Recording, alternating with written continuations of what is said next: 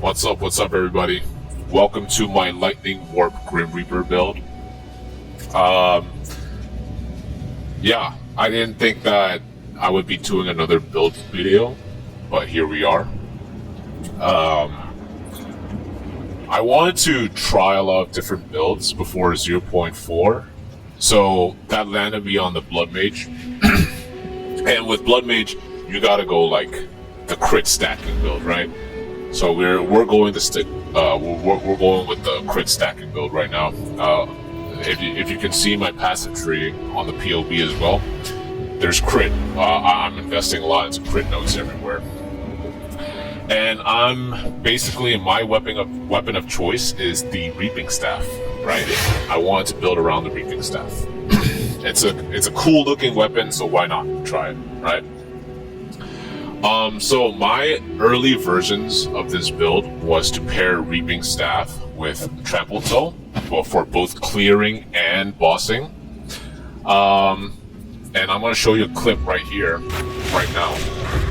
And as you can see, with Reaping Staff plus,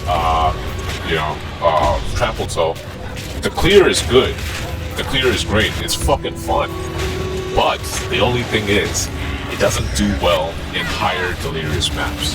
It just doesn't do well. It just doesn't do a lot of damage. The explosions are very lackluster in higher Delirious maps. So I needed a new way of clearing, right? I didn't want to ditch the Reaping Staff because it's still fun, right? It's still fun holding a melee staff while being a spellcaster.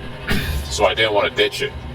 So that landed me on Lightning Warp, which you can see in my intro does really well with mapping, and I've achieved the level easily. Actually, you can achieve it too. You can do infinite lightning warps, and you can do this by basically putting Piety's Mercy on Lightning Warp and scaling its AOE. So when you Lightning Warp into a group of a pack of monsters, they're just edging. You're edging them, right? They don't die, but they're primed so that you can Lightning Warp to them again. And since your AOE is so high, you're gonna catch a lot of monsters at that, sliver of HP, which you can then jump to. And then in addition to that, I have cast on Elemental Ailment that casts Ball Lightning, right?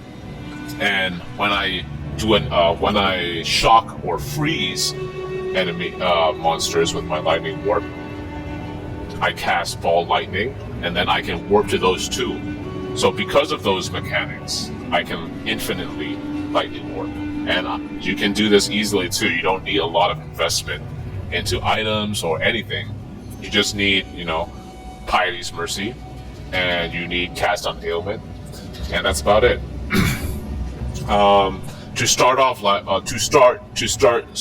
rolling a Lightning Warp, you do need that initial cast of Ball Lightning, right? So you need a manual Ball Lightning here as well. What's special about my Lightning Warp is that I put Embitter on it, right?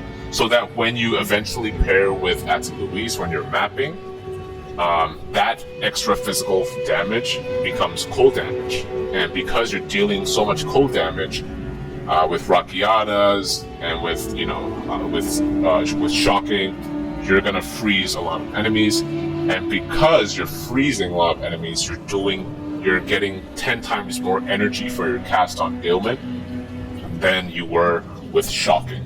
So it all just works together into an infinite Lightning Warp, right? Okay, so that's Lightning Warp. Let's go into the bossing setup. Bossing, we're using the Reaping Staff, right? I don't want to ditch the Reaping Staff, and it paid me dividends to not get rid of it because it does so much damage, as you can see in my intro.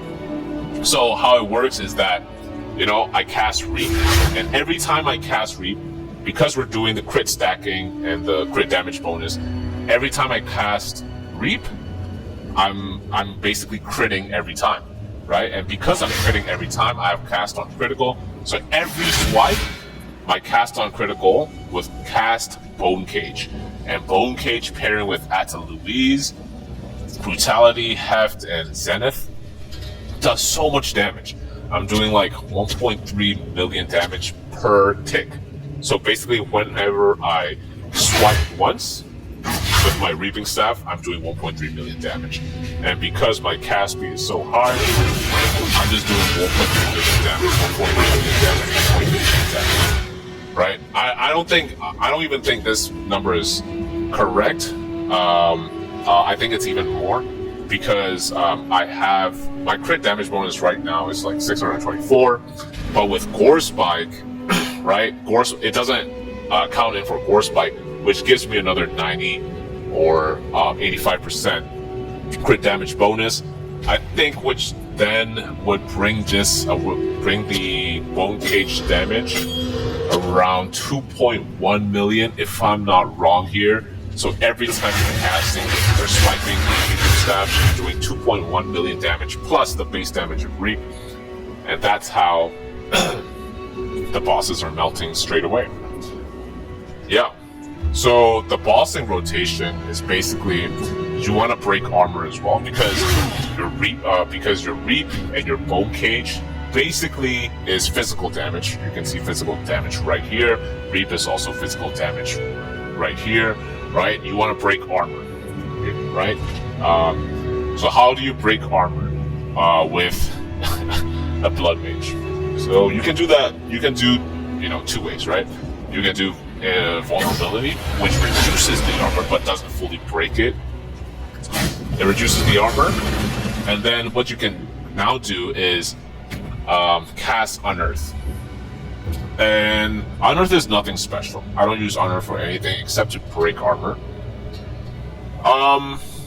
So I put Armor Breaker and Uruk Smelting on here. So after the initial cast of vulnerability, their armor would be so low that one cast of Unearth would just break their armor. And once their armor is fucking broken, you just press your Reaping Staff, and then Bone Cages will come out.